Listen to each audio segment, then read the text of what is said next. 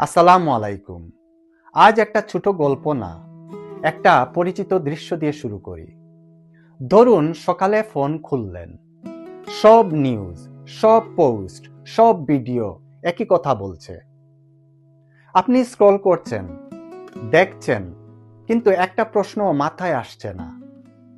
এইটা কি স্বাভাবিক মনে হচ্ছে? সমাজেও ঠিক তাই হয়। যখন মানুষ সঠিক খবর জানে না, একটাই কথা বারবার শুনে, তখন সিদ্ধান্ত নেওয়া হয় চোখ খোলা রেখেও অন্ধকারে হাঁটার মতো।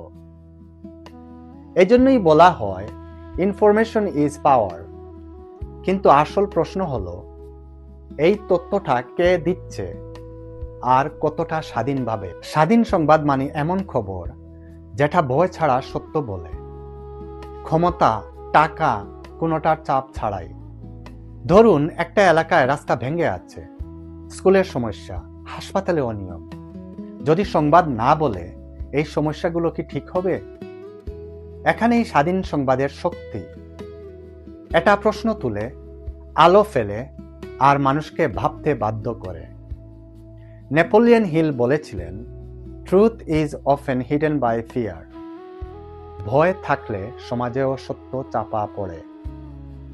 ছাত্রদের জন্য বিষয়টা আরো গুরুত্বপূর্ণ, কারণ আজ যে খবর পড়ছো সেটাই আগামী দিনে তোমার চিন্তা আর সিদ্ধান্ত গড়ে দেয়। যদি সংবাদ একদিকের কথা বলে, তাহলে চিন্তাও ধীরে ধীরে সীমিত হয়ে যায়, প্রশ্ন করার সাহস কমে যায়। স্বাধীন সংবাদ মানে সরকার বিরোধিতা না, স্বাধীন সংবাদ মানে সত্যের পক্ষে থাকা। গণতন্ত্রে সংবাদ মাধ্যম হলো আয়না। আয়না ভাঙলে চেহারা বদলায় না, শুধু দেখা যায় না।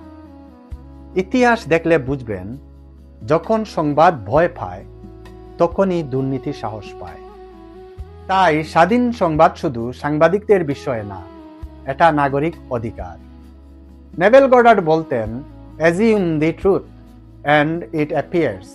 কিন্তু সত্য জানতেই না পারলে ধরব কিভাবে?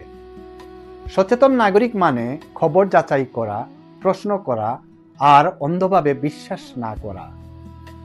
স্বাধীন সংবাদ বাঁচলে নাগরিক শক্তিশালী হয়, নাগরিক শক্তিশালী হলে রাষ্ট্র সুস্থ থাকে।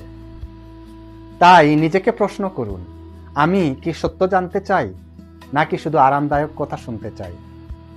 ভিডিওটা যদি কাজে লাগে, সচেতন নাগরিকের সংখ্যা বাড়াতে দয়া করে শেয়ার করুন। এটাই আমার দেশ, আমার অধিকার।